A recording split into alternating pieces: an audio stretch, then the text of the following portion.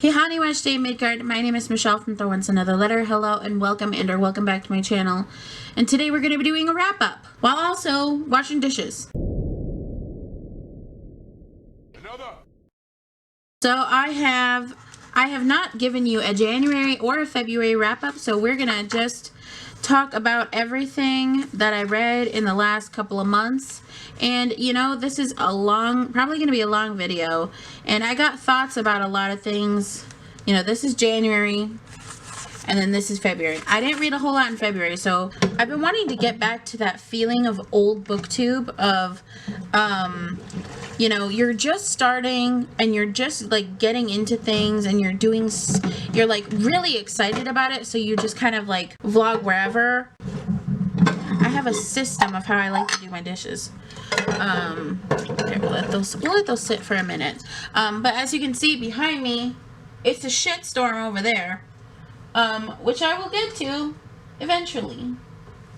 But that is not right now. We're going to put dishes away and then we're going to put dishes in. So here we are. The first book that I read in the month of January was The Agathas by Kathleen Glasgow and Liz Lawson. This one I rated a 5 out of 5 stars. It is a YA mystery slash thriller, but it is about this kind of like elite girl. Like, she's one of the popular girls. I think they're called the Populars. Elite circle of girls, and Alice, the main character, just came back from like she's still coming back to school from like a hiatus that happened a month or so ago, and the whole town is pissed because she went off and she was gone for like, I think it was like 2 weeks or something like that, and no one could find her. Nobody knew where she was, and she won't talk about where she was. She won't tell anybody where she was or what she was doing, but basically the entire town was out looking for her ass, and she was nowhere to be found, and then she just randomly comes back. And so a bunch of people think that she did it for attention. There's a lot of people that just like don't care at all. They're just mad because they feel like she wasted like the town's resources. And she's just like, I'm just trying to get back to my life. I really don't care about what anybody else thinks. She's very, she's kind of like forced to be strong. So anyway, her ex-best friend, Brooke Donovan, stole her man. And so she's obviously mad. Her boyfriend, Steve, broke up with her because he's like, well, I like Brooke. Like, I want to be with Brooke. And so she's like, oh, okay. Well, fuck you, Brooke. She's clearly upset, which, I mean, wouldn't you be upset if your best friend took your man? Yeah, that would be pretty upset too. And Brooke is like, well, I'm sorry, blah, blah, blah, blah. Well, she goes to a party one night and confronts Brooke about the whole thing. And then something happens, and the next morning, Brooke is missing. Nobody knows where Brooke is. Brooke is nowhere to be found. So everybody's like, oh, she's just doing what Alice did because they were best friends. And Alice is like, no, I'm pretty sure she's not doing that because she's not me. She's not like me at all. And, well, pretty soon, Brooke's body is found. Now, then we have the other character, Iris. Iris is not a popular. She is one of the, she's supposed to be hired as Alice's tutor to kind of get her back. And the money to do that is like, the payment is like $3,000. And Alice sees it as a way to get money to get away from the town and restart their lives, right? So she's like, okay, fine, I'll tutor her. And then because of this whole Brooke thing, Alice and Iris both see inconsistencies in what's happening to Brooke. And so they decide that they're going to find out the truth. And as they're trying to find out the truth, more stuff starts happening, and where they think it's one person, something else completely different is happening. And in my opinion, I really enjoyed this. I had so much fun with this. It's framed after Agatha Christie books, and like you know, the things that she did, because Alice is really into Agatha Christie, and I think Iris is too, but she's into like, they're into like true crime and stuff like that, which I found this really interesting personally. I really want to read the second one just to see how it goes. I also really liked some of the side arcs, like Iris is dealing with her mom and the domestic situation that happened with her father, and it's either her dad or her stepdad, I can't remember.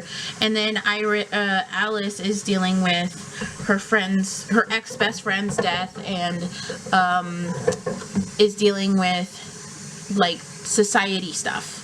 Really good side characters. Like, I feel like it was well written, well executed. I really enjoyed it, for one. That one's a 5-star. I would recommend that. The reason why I read it was for the I read this for the South Dakota Teen Choice Awards, and it could very well win. But we will see. I haven't read the last book yet, but you'll see that in my vlog. So the second book that I read was Just Happy to Be Here by Naomi Kanakia, and this one I rated a 5-star. I felt like I kind of rounded it up from like a 4.5 to like 5. This is about Tara, who just wants to be a part of the Sybils, but Tara's also trans, and once I think alumni gets a whiff of, like, hears about it, all shit hits the fan, and it's about Tara trying to just get back to it and not having to, the exhausting fight of having to advocate, but it's like, why can't we just exist? I liked it. I thought it was good. I recommend this for people who want to read about, like, the Sybils is kind of like a secret society because they pick out like a Greek name. I was more interested in like Tara and her family and that kind of thing. So the third book that I read was The Light Between Us by Andrew Fukuda, and I rated this one a 3-star. Honestly, I was kind of disappointed because I thought it's okay. So this Light Between Us is about two characters. We have Charlie and Alex. I think Alex is his name. But we have Charlie, who is living in France during the Second World War. And then we have Alex, who is a Japanese American boy living in, I can't remember, it's one of those Pacific states. They are supposed to be writing letters to each other, detailing their accounts of things happening. And then Pearl Harbor happens, and that's when everything kind of starts hitting the fan. Charlie's life is also being affected in France because of the Nazi occupation, and Charlie herself, I believe, is Jewish. Alex's father gets sent to an internment camp. Horrendous punishment by people in the community. I found this very heartbreaking. It was really hard for me to read in the latter half once everything kind of started taking off, and the ending is so sad. The fourth book that I read was Iveliz Explains It All by Andrea Beatriz Arango, and it was a 5 out of 5 stars. Trigger warning for grief. This is highly recommended by Alex. This is about Iveliz, who is going through a really hard time in her life right now. She's receiving treatment from her therapist, doing some diary writing, and she's just trying to figure some things out. You don't really understand what happened kind of until like midway through the book, and you don't really know what it is or who it is until about the middle of the book, because it starts talking about it. She will not talk about it. It is something that is really hard for her to talk about. Forced to look out for her grandmother. Her grandmother, they brought her grandmother back over from Puerto Rico because she has dementia. And because she has dementia, there are times where Iveliz's mom can't look after her, and Iveliz has to look after her, and it's a very stressful situation. She is dealing with all of these things, and she is acting out at school and getting into fights. I just wanted to reach into this book and give Iveliz a hug because I just felt so bad for her. I read this actually in one day. I highly recommend this if you're looking for something in verse, or also if you're looking for something that touches on grief or dealing like family members who have dementia. Another book that we have is Worst Case Collin by Rebecca Caprera. This one I rated a 3-star as well. I don't know, this one just wasn't for me. Collin, who after something bad happened, he has like this book of all the things that you need to do, any worst case scenario, and he's also dealing with his father's hoarding. It's one of those things where like I read it and it's in verse, so I really enjoyed that part, but I don't know, there was just parts of it that I wish that had been touched on a little bit more, and you kind of have to, I guess, what's the word? You kind of have to guess what happened. Number 6, we have Lunar New Year Love Story by Jean Luen Pham, illustrated by Luyen Pham. So this one I gave a 5 out of 5 stars. It was really beautiful. It talks about this girl who is having an issue, it's hard to find love for her. I found a lot of similarities between her and myself. Like when I was young, I used to love making Valentines and, you know, doing things for people like that. And then eventually something happens and she kind of loses that part of herself. And it's all about her kind of like learning to love herself rather than loving other people.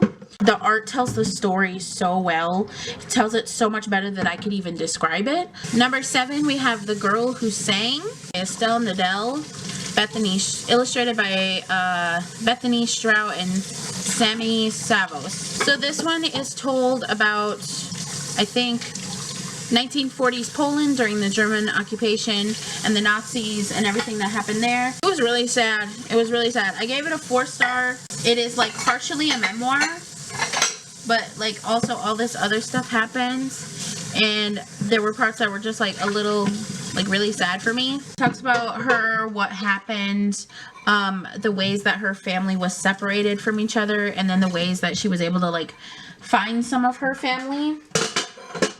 And this was really sad. Great art, just really, really, really freaking sad. Just when you thought it was gonna get better, it got more sad.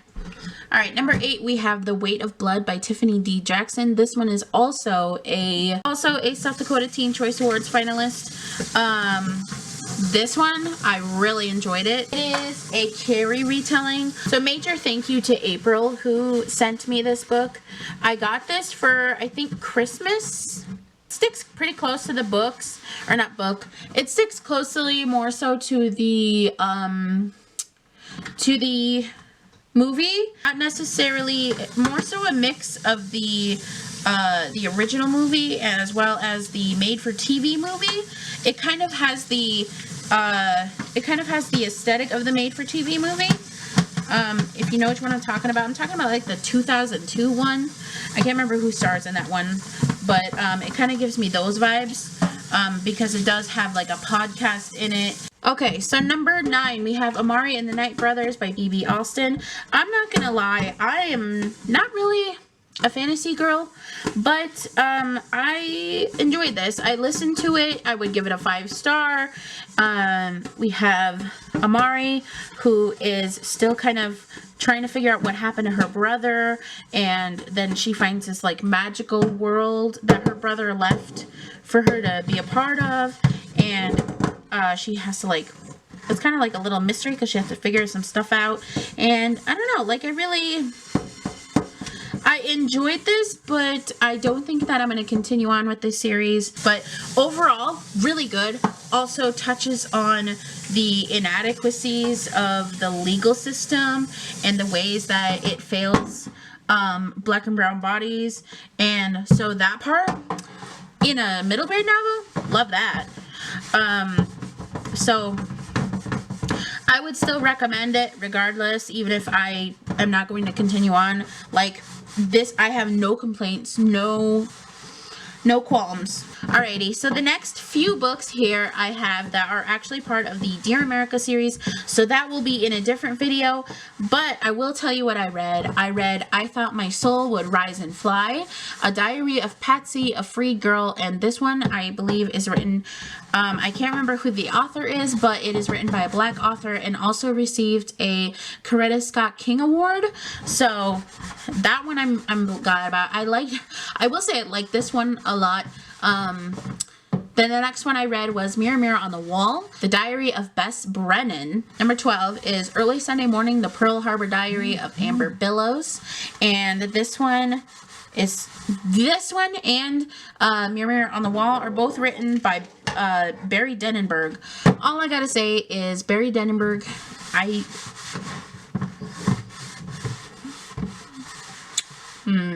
So that's January, and we're gonna go straight into February. So the first one I read was Bunt, Striking Out on Financial Aid by Ngozi Ukazu, and this is a baseball contemporary, but basically she's trying to get scholarships and get financial aid back. She had problems with her art program, and they were like, oh, you're not in the system, and she's like, what? I am in the system. And so she's trying to fix it, and she puts a ragtag team together of athletes, and they vie for a football or a baseball scholarship. This one wasn't, I'm not gonna lie, this one wasn't really my cup of tea, just because I felt like, I don't know, there was just something that just wasn't jiving with me. I don't know, I think I was spoiled by the other book, honestly, by the hockey book. I think I was too spoiled there. So yeah, this one wasn't really for me, but I highly recommend it if you're looking for like a graphic novel, or if you want to read, if you really enjoy Ngozi Ukazu and you want more. So don't take my word for it. Just go look. So the second one I read was Punk Rock Karaoke by Bianca Sunise, and this one comes out in like April, I think. But I read this one a little bit early, and it's about music, and I like the art. It's also about like, there's kind of like a romance in it. This art style isn't really for me, and so I think I had a harder time connecting to it, but overall I would still check into it. I gave it a 4 stars, so not bad, just maybe not my jam via art. But like, I can still appreciate it. So the third thing, and the thing that I probably remember the most, is Life Among the Paiutes, Their Wrongs and Claims by Sarah Winnemucca. This I read for my Indigenous literature class, and it takes place in, I think, between 1830-ish, somewhere around there. But basically this is about Sarah Winnemucca, who is the granddaughter of a chieftain, Chief Truckee, and this was her plea to like Congress, to lawmakers, of like, hey, please help our people. And it is like one of the first autobiographies written by a Native woman. And so I found this very interesting personally, because there are parts of it that I resonated with so much. Like, she recounts when her grandfather passed away, and she says this line like, if he had asked me to go with him, I believe I would leave with a better opinion about the world. And there was just something about like so profound about that. And there are people that have called her like pro-assimilation, because she does work as a translator, and she does have like a little bit more privilege, but her people go to her whenever they went to her whenever they needed something, whenever they needed help. And even though she has very little station, very little like non-existent political power, she was still trying to help them. And so there were parts of it where she was more so helping, like, ability to help the men. And I feel like there were parts of it where I was like, I feel like she could have helped the women in her tribe just a little bit better. But for her age, she was, I think, 30 something, like 34, I think. There was a battle that she was in, and I can't even remember what I had for breakfast yesterday, much less being in a whole ass battle and trying to help my people. Like, that's a wow. Just holy shit. It was a good time overall. So that was all of the things that I had to talk to you about that I read in between January and February. I haven't read anything at all this month. I lost my Papa Clayton earlier in the week, last week on the 3rd. He passed away. He was having seizures from some medication, I believe, and they didn't know exactly what was wrong, but they thought it might be his medication, just some bad effects.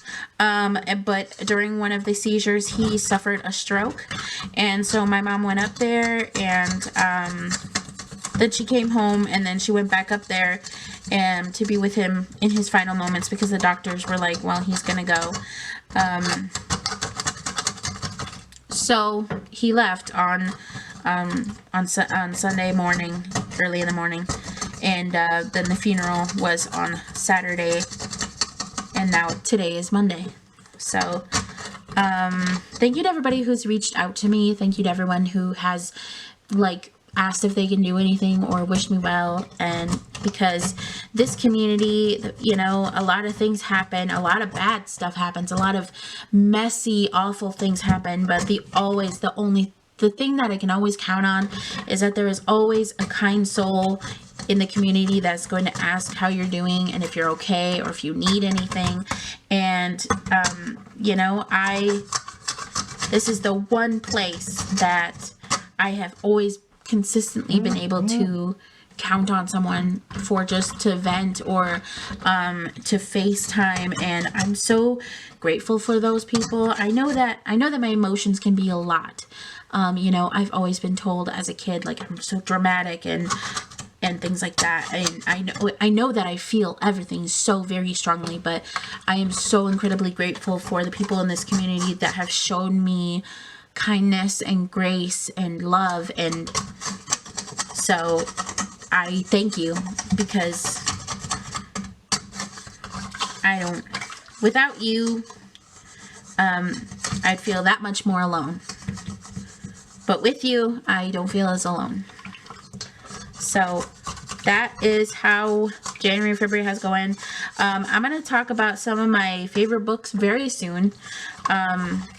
Probably once I get my stuff together, aka once I've got all my notes together. But I do plan on talking about the favorite books, some of my favorite books in 2023. It's just been a while. I hope that you're all doing well. I hope that you are hydrating. I hope that you are spoiling yourself. I also got a lot of books too, from publishers and from you know, other stuff. I'm hoping to show you in another haul soon. I might just build it up just to get it over with, just to do it that way. Some things that I'm looking forward to, I guess.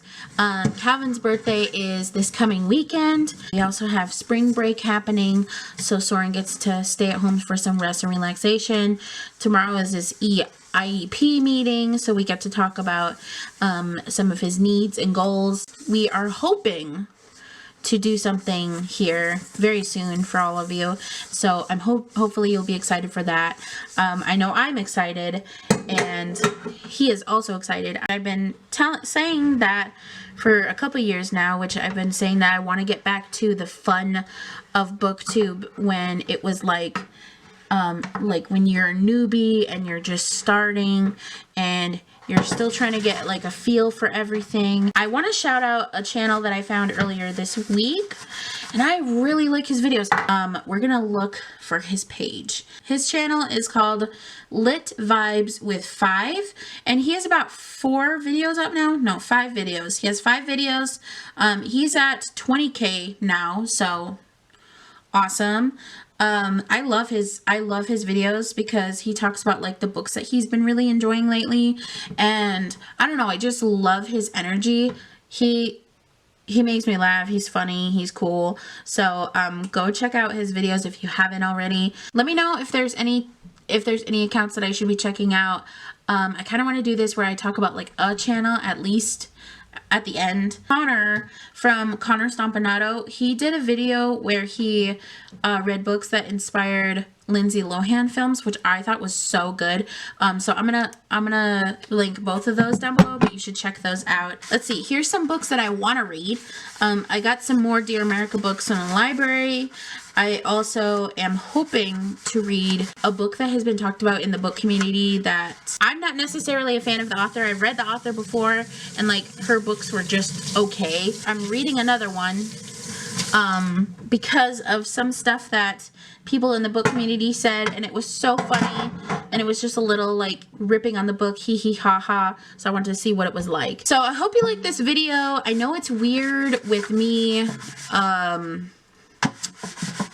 I know it's weird seeing me just like washing dishes and not really looking at the camera, but I still wanted to do a video talking with you, even if it's not a conventional video. I'm just gonna randomly start talking, so if you're done, feel free to bye, you know.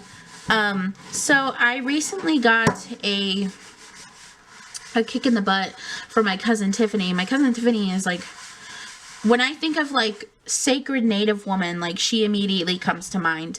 And when I was like a freshman in college, she was like graduating. And she's always been like a role model to me. And so she was like, how's your reading going? And I was just like, it's not going well. And she's like, well, you better get to it then. Even though it was a sad occasion, it being a funeral and everything, it was really nice just to get to see relatives. So that is it for me, and I will see you all later. What is going Bye. on? Yes, I can drive very well. I'm trying to get a bunch of bitches to kneel. Jonathan? I don't like it. I don't like it. Cut the check. Cut the check. Get that bitch off the monitor. Where's my husband? Baby spider, baby. Squirrels are scary, man.